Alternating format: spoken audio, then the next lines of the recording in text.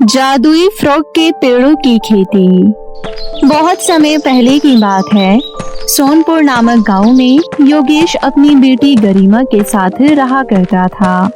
योगेश की पत्नी की मृत्यु गरिमा को जन्म देते समय ही हो गई थी, इसलिए गरिमा ने कभी भी अपनी माँ को नहीं देखा था। योगेश ने गरिमा को माँ और बाप दोनों का प्यार अकेले ही दिया था। अपनी बेटी गरिमा की परवरिश करने के लिए योगेश ने अपनी अच्छी खासी नौकरी छोड़ दी थी और घर पर ही रहकर गरिमा का पालन पोषण करता था और खाने खर्चे के लिए वो अपने छोटे से खेत में थोड़ा बहुत काम करके कमा लेता था। इस तरह दिन बीत रहे थे और गरिमा अब बड़ी और समझदार होने लगी थी। अब वो आस पड़ोस के बच्चों के साथ खेला करती थी और तब उसे बाकी बच्चों के पास अच्छी अच्छी चीजें जैसे कि अच्छे कपड़े, अच्छे सैंडल और भी कई सारी चीजें दिखती थी। इसलिए गरिमा भी अब योगेश से अच्छी अच्छी चीजें मांगने की डिमांड किया करती थी। लेकिन योगेश के पास इतने पैसे नहीं होते थे कि वो अपनी बेटी की सारी ख्वाहिशों को पूरा कर सके।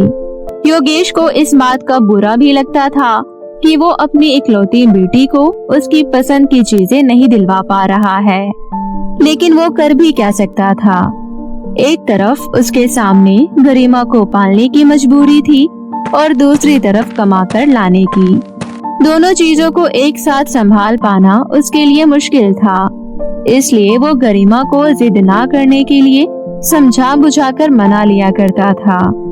लेकिन एक बार जब गरिमा पड़ोस में रहने वाली एक लड़की के जन्मदिन पर जाती है तो वहाँ इतनी अच्छी पार्टी देखकर उसका भी मन करता है कि उसके पिता भी उसका जन्मदिन इसी तरह मनाए। इसलिए वो घर आकर अपने पिता से कहती है, पिताजी, आपको पता है कि शीला का जन्मदिन उसके पापा ने कितनी अच्छी तरह मनाया। वो शीला के जन्मदिन के लिए बहुत अच्छी और महंगी ड्रेस लाए थे और शीला के जन्मदिन का केक भी बहुत बड़ा और टेस्टी था। साथ ही उन्होंने जन्मदिन में आए हुए सभी बच्चों को बहुत बड़ी पार्टी भी दी। पापा, प्लीज इस बार आप मेरा भी जन्मदिन बिल्कुल इसी तरह मना दीजिए ना, ताकि मैं भी सभी बच्चों को अपने जन्मदिन पर बुला सकूं और उन्हें टेस्टी सा केक खिला सकूं। बेटी, आज तुमने पहली बार मुझसे अपना जन्मदिन मनाने की बात कही है। मैं अपनी तरफ से पूरी कोशिश करूँगा कि मैं तुम्हारा जन्मदिन बिल्कुल इसी तरह मना पाऊँ। थैंक यू सो मच पापा, आप इस दुनिया के बेस्ट पापा हो। गरिमा के पहली बार जन्मदिन मनाने की बात को योगेश मना नहीं कर पाता है और मजबूरी में गरिमा से जन्मदिन मनाने के लिए हाँ कर देता है। लेकिन वो इस बात को लेकर बहुत चिंतित होता है कि वो इतने सारे पैसे कहाँ से लाएगा जिससे उसकी बेटी गरिमा का जन्मदिन बहुत शानदार तरीके से मन सके। इसी बात की चिंता में वो अपने मन में बहुत सारी बातें सोचने लगता है। हे भगवान, आपने गरिमा की माँ को हमसे क्यों छीन लिया? अगर आज वो जिंदा होती तो वो गरिमा का पालन पोषण करती और मैं बाहर से पैसे कमा कर लाया करता। लेकिन गरिमा की माँ के जाने की वजह से मैं दोनों में से एक भी काम ठीक तरीके से नहीं कर पाता हूँ। ना तो मैं गरिमा की परवरिश ठीक तरीके से कर पाता हूँ और ना ही अच्छा कमा पाता हूँ, और इसलिए मजबूरी में मुझे अपनी बेटी की सारी ख्वाहिशों को मना करना पड़ता है। भगवान, अब आप ही मेरी कोई मदद कीजिए, क्योंकि मुझे तो अब बस केवल आपका ही सहारा है। योगेश का खेत पर जाने का समय हो जाता है तो वो गरिमा से जाने का कहकर खेतों की तरफ चला जाता है। लेकिन जाते समय रास्ते में अचानक उसकी नजर एक बाबा पर पड़ती है जो कि रास्ते में बेहोश पड़े हुए थे।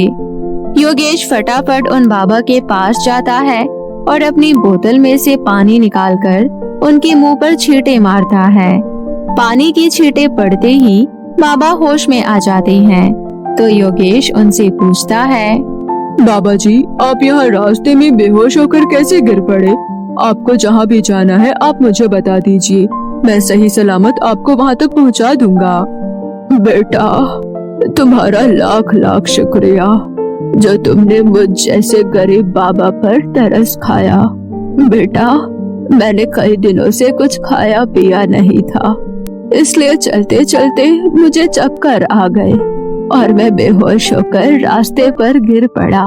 लेकिन तुम चिंता मत करो बेटा, मैं धीरे धीरे चला जाऊंगा। बाबा जी, मैं आपको ऐसा भूखा प्यासा जाने नहीं दूंगा।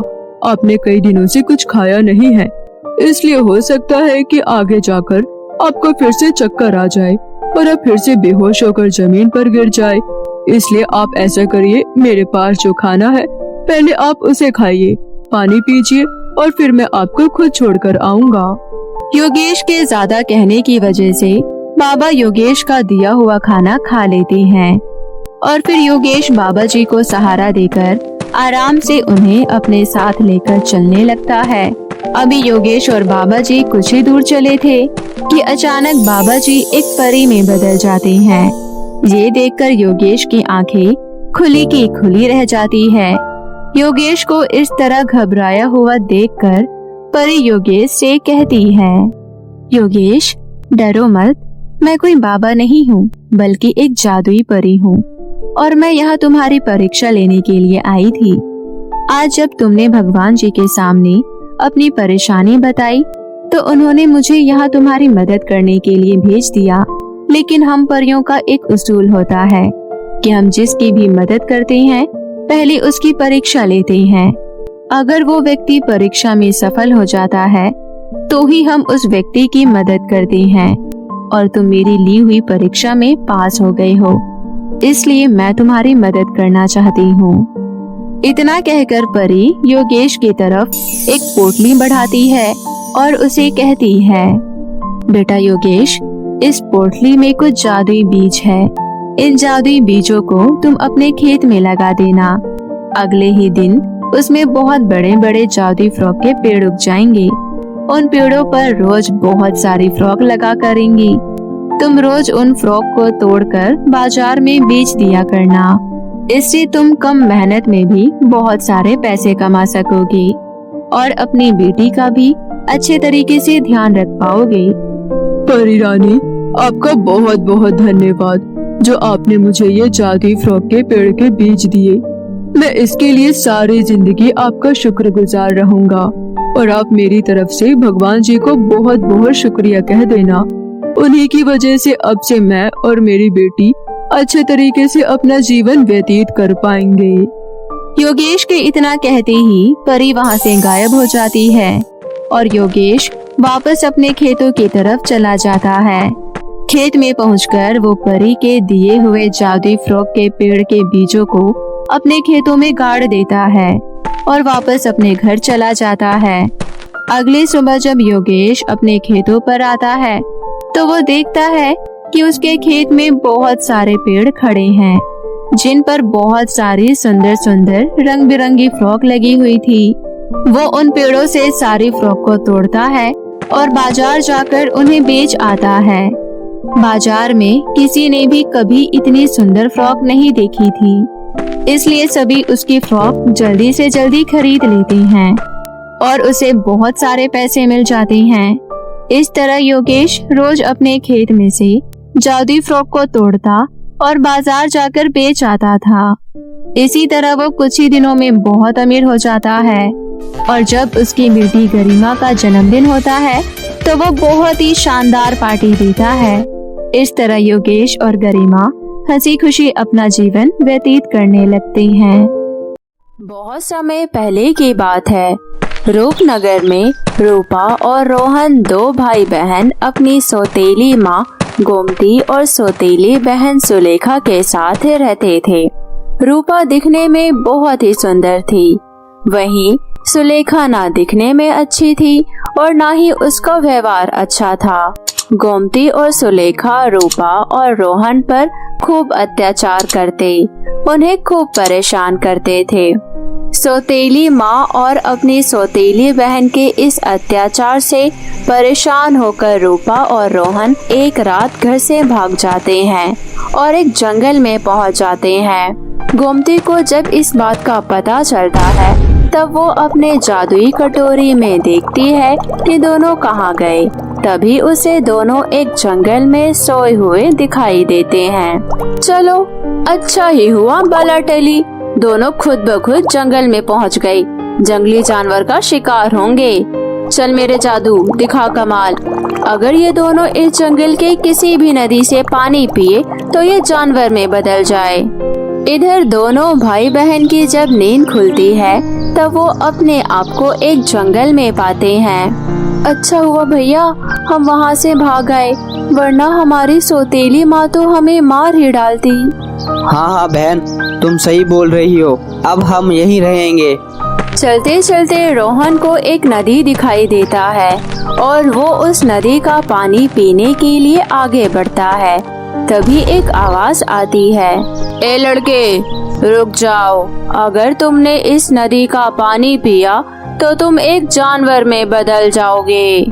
भैया मेरा दिल बहुत घबरा रहा है, आप इस नदी का पानी मत पीना। ठीक है बहना। इतना बोलकर दोनों आगे बढ़ते हैं।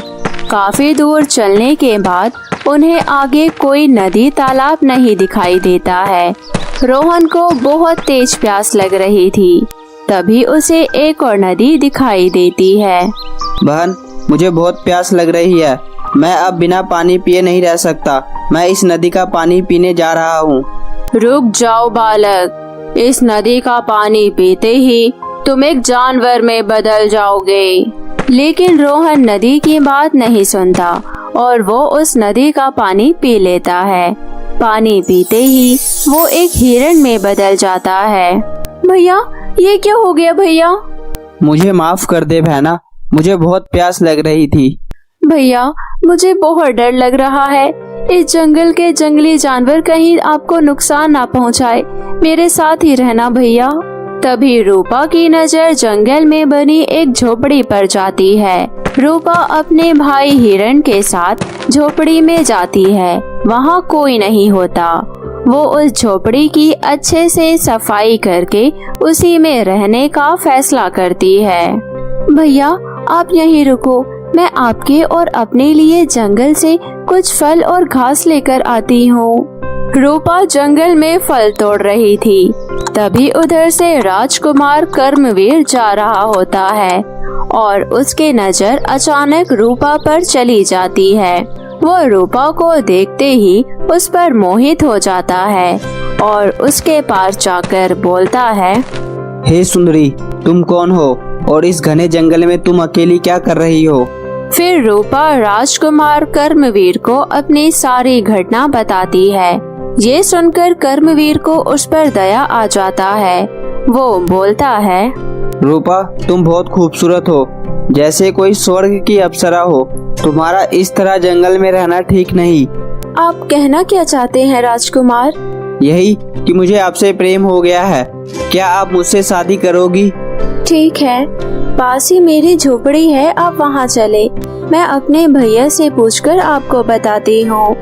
फिर रूपा अपने भाई रोहन को ये सारी बातें बताती है।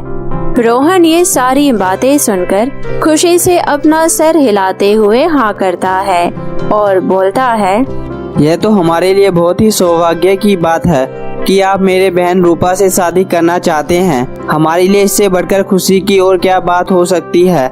हमें यह रिश्ता मंजूर है। कर्मवीर अपने साथ दोनों को अपने महल ले आता है और बड़े ही धूमधाम से कर्मवीर और रूपा की शादी हो जाती है। सभी खुशी खुशी रहने लगते हैं। इधर गोमती अपनी जादुई कटोरी में फिर से रूपा और रोहन के बारे में पता करती है। गोमती रूपा को राजकुमारी बने देख दंग रह जाती है। वो देखती है कि रूपा राजकुमारी बन ठाठ से अपनी जिंदगी बिता रही है और उसका भाई रोहन हिरण बना हुआ है, जो रूपा के गार्डन में ही हरी हरी घास खा रहा था। ये क्या, ये रूपा तो राजकुमारी बन गई है, ऐसा नहीं हो सकता, मैं ऐसा हरगिज होने नहीं दूंगी। और फिर गोमती अपनी बेटी सुलेखा को लेकर एक रात महल में जाती है। वो अपनी जादू से रूपा को बेहोश कर देती है और फिर सुलेखा को अपनी जादू से रूपा बनाकर बोलती है, सुलेखा अब से तुम्हें रूपा की जगह इस महल में राजकुमारी बनकर रहना है। इतना बोलकर गोमती रूपा को उसी जंगल में छोड़ आती है। सुबह होने पर जब रोहन अपनी बहन के कक्ष में आता है। बहना, तुम उठ गई? अरे, ये हिरन इस महल में कहाँ से आ गया? चल भाग यहाँ से। अरे, आखिर रूपा को क्या हो गया है? वह मुझे पहचान क्यों नहीं रही? रोहन उदास मन से बाहर चला जाता है, लेकिन उसका मन नहीं मानता। वो दोबारा अपनी बहन के कमरे में जाता है। तब रोहन अपनी सौतेली माँ और सुलेखा को आपस में बात करते सुन लेता है और सारा माजरा समझ जाता है। अच्छा, तो यह डैन यहाँ भी हमारा पीछा करते करते पहुँच गई है। और यह क्या? यह तो मेरी बहन रूपा को जंगल में मरने के लिए छोड़ आई है। मुझे किसी भी तरह रूपा की जान बचानी होगी। इतना सोच रोहन रूपा को ढूंढने जंगल की तरफ निकल पड़ता है, लेकिन उसे रूपा कहीं नहीं मिलती। रूपा, रूपा, बहना तुम कहाँ हो? मुझे दिखाई क्यों नहीं दे रही? लेकिन उसको कोई जवाब नहीं मिलता है। बहुत ढूंढने के बाद उसे जंगल में एक साधु दिखाई देते हैं। वो उनके पास जाता है और उनसे विनती करता है। बाबा, प्लीज आप मेरी मदद करें। मुझे मेरी बहन नहीं मिल रही है। कृपया आप उसे ढूंढने में मेरी मदद करें। मुझे पता है बच्चा कि तेरी बहन कहाँ है, और मुझे यह भी पता है कि तुम्हारी यह हालत तुम्हारी वह सौतेली माँ ने किया है। बाबा, आप तो अंतर्यामी हैं। आप सब कुछ जानते हैं, फिर आप कुछ उपाय क्यों नहीं बताते? यहाँ से दक्षिण की ओर निकल जाओ, वहीं तुम्हारी बहन तुम्हें मिलेगी। और यह लो, यह जादुई नदी का पानी है। इसे अपने सौतेली माँ के ऊपर छिड़क देना, जिससे उसकी सारी जादुई शक्तियाँ हमेशा के लिए खत्म हो जाएगी। आपका बहुत बहुत धन्यवाद बाबा। रोहन बाबा से विदा लेकर अपनी बहन रूपा के पास पहुंचता है। रूपा, मेरी बहन, मैं आ गया हूँ। तू चिंता मत कर, मैं सब कुछ ठीक कर दूंगा। फिर दोनों भाई बहन वहां से अपने महल वापस आते हैं। महल में आकर वो सारी बातें राजकुमार कर्मवीर को बताता है। कर्म भी रूपा को देखते ही पहचान जाता है। अच्छा, तो यह माजरा है। तभी मैं सोचूं अचानक से रूपा का व्यवहार इतना कैसे बदल गया। मैं इस माँ बेटी को अब नहीं छोड़ूंगा। फिर कर्मवीर अपने सारे सैनिकों को बुलाता है। सैनिकों, उस बहुरूपिया माँ बेटी को मेरे सामने पेश किया जाए। कुछ ही देर बाद सैनिक उस माँ बेटी को राजकुमार के सामने पेश करते हैं। गोमती रूपा को राजकुमार के साथ देख समझ जाती है कि राजकुमार को सब कुछ पता चल चुका है। तुम क्या मुझे सजा दोगे? सजा तो मैं तुम लोगों को दूंगी। इतना बोलकर गोमती जैसे ही अपना जादू करने वाली होती है, तभी रूपा बिना समय गवाए साधु द्वारा दिए गए जल गोमती पर छिड़क देती है। जल छिड़कते ही गोमती का सारा जादू खत्म हो जाता है और वो कुछ नहीं कर पाती है। गोमती का जादू खत्म होते ही रोहन हिरण से अपने वास्तविक रूप में आ जाता है। उसके बाद राजकुमार कर्मवीर सैनिक से बोलकर उन दोनों माँ बेटी को कारागार में बंद करवा देते हैं। उन दोनों माँ बेटी को अपनी किए की सजा मिल जाती है और फिर सभी खुशी खुशी रहने लगते हैं।